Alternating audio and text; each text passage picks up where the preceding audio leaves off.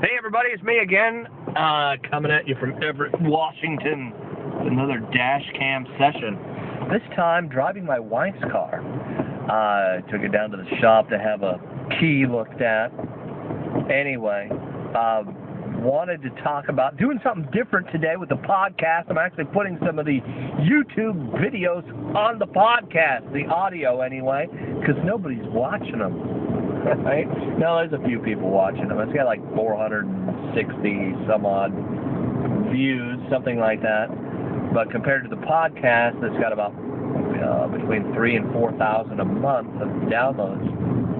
Not to mention Stitcher Radio, which is a streaming technology. It's just not as many people viewing the sessions. Call these sexual integrity coaching sessions. So yeah, doing something a little different today. I'm going to put this on episode 142, this here video. If you don't know about the podcast, if you're finding this on video, I do a podcast on iTunes, on Stitcher Radio. Do a keyword search for addiction, and you will see all 100 and some odd episodes, depending on where in time you're finding this. Wanted to talk about what I touched on the last podcast, grieving, venting, grieving.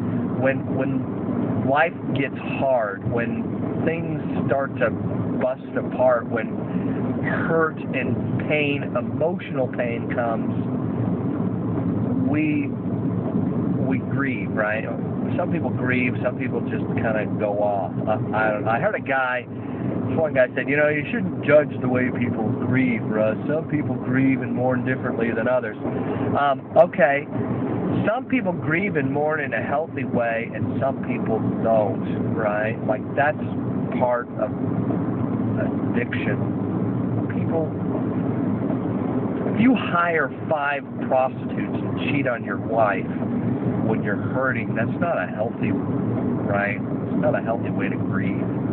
If you go get drunk, buy a bunch of cocaine, can we agree that that's not healthy grieving? Really, honestly, if you want to bust down the definition of the word, it's not grieving at all. Truth be told, I talked about the coming behind the counter analogy with having other people in your life, people you let behind the counter. When we talk about issues of faith, because that's really what this is a faith issue. It's showing and exposing how deep the foundation of who you are is built on. Your relationship with the creator of the universe, right? If you're an atheist, you still run your life on faith. Well, I run my life on science, Russ. Okay, then prove it. All right? Prove it. Prove there's no God. You can't, so it's a faith issue. That's the truth. And truth be told, the farther we get into the future, the more the scientific fact of irreducible complexity comes into play.